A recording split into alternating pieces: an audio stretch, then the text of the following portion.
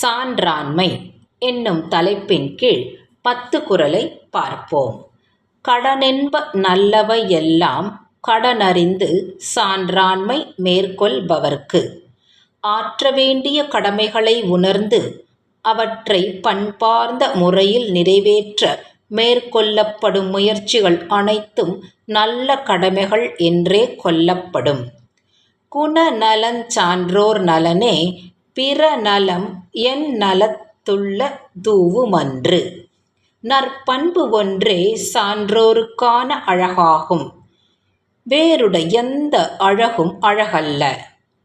அன்பு நான் ஒப்புரவு கண்ணோட்டம் வாய்மையோடைந்து சால் பூன்றிய தூண். அன்பு கொள்ளுதல் பழிபுரிந்திட நாணுதல் உலக ஒழுக்கம் போற்றுதல் இரக்க செயலாற்றுதல் வாய்மை கடைப்பிடித்தல் ஆகிய 5ம் சான்றாண்மையை தாங்கும் தூண்களாகும். கொல்லா நலத்தது நோன்மை பிறர் தீமை சொல்ல நலத்தது சால்பு. உயிரை கொல்லாத அறத்தை அடிப்படையாக கொண்டது நோன்பு. பிறர் செய்யும் தீமையை சுட்டி சொல்லாத பண்பை குறிப்பது சால்பு. ஆற்றுவார் ஆற்றல் பணிதல் அது சான்றோர் மாற்றாரை மாற்றும் படை. ஆணவமின்றி பணிவுடன் நடத்தலே ஆற்றலாளரின் ஆற்றல் என்பதால் அதுவே பகைமையை மாற்றுகின்ற படையாக சான்றோருக்கு அமைவதாகும். சால்பிற்கு கட்டளை யாதெனின் தோல்வி. துளையல்லார் கண்ணும் கொளல். சமநிலையில் இல்லாதவர்களால் தனக்கு ஏற்படும் தோல்வியை கூட ஒப்புக்கொள்ளும் மனப்பக்குவம்தான் ஒருவரின் மேன்மைக்கு உரைக்கல்லாகும்.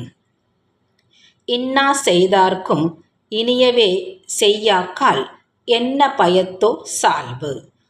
தமக்கு தீமை செய்வதற்கும் திரும்ப நன்மை செய்யாமல் விட்டுவிட்டால் சான்றாண்மை என்னும் நல்ல பண்பு இருந்தும் அதனால் என்ன பயன்? இன்மை ஒருவர் கிளிவன்று சால்பென்னும் திண்மையுண்டாகப் பெறின். சால்பு என்கிற உறுதியை செல்வமெனக் கொண்டவருக்கு வறுமை என்பது இழிவு தரக்கூடியதல்ல.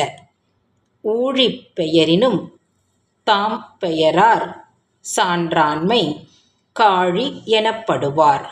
தமக்குரிய கடமைகளை கண்ணியத்துடன் ஆற்றுகின்ற சான்றோர் எல்லா கடல்களும் தடம் புரண்டு மாறுகிற ஊழிக்காலம் ஏற்பட்டாலும் கூட தம் நிலை மாறாத கடலாகத் திகழ்வார்கள். சான்றவர் சான்றாண்மை குன்றின் இருநிலத்தான் தாங்காது மண்ணோ பொறை. சான்றோரின் நற்பண்பே குறையத் தொடங்கினால் அதனை இந்த உலகம் பொறுமையுடன் தாங்கிக் கொள்ளாது.